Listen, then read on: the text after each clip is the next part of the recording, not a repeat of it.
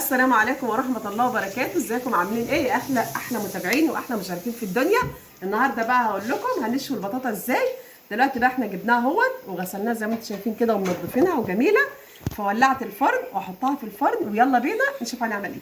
دلوقتي بقى اهوت انا حطيت الفرن مسخناه كده زي ما انتم شايفين، واحط بقى على الشبكه.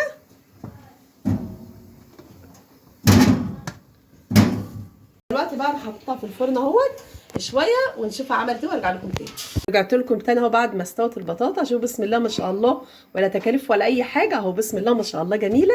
شفتوا عدد عامله ازاي؟ بسم الله ما شاء الله ماهي معانا كده اهوت. شفتوا بسم الله ما شاء الله جميله. هطلعها ونشوفها وارجع لكم تاني. رجعت لكم تاني بعد ما طلعتها من الفرن. شفتوا اهوت ولا تكاليف ولا اي حاجه، وتحطها في الفرن. طبعا الفرن يبقى نظيف ونروح غاسلينها وحطيناها رصيناها في الفرن على الشبكه تطلع لنا كده بسم الله ما شاء الله زي الفل. شفتوا عامله ازاي من جوه؟ بسم الله ما شاء الله زي المربى. بصوا بسم الله ما شاء الله جميله عامله ازاي. بسم الله ما شاء الله زي الفل بالف هنا وشفا. ونفتح واحده كمان برده معاكم. بصوا بسم الله ما شاء الله جميله جميله جميله كلها زي بعضها عامله ازاي. بسم الله ما شاء الله. هحطها في الطبق وارجع لكم تاني. اهي كده بقى بعد ما قطعتها اهي وفتحتها. شفتوا عامله ازاي؟ والسلام بقى على ريحتها الجميله وطعمها الجميل. يلا بقى يا ريت يكون الفكره البسيطه الحلوه دي عجبتكم.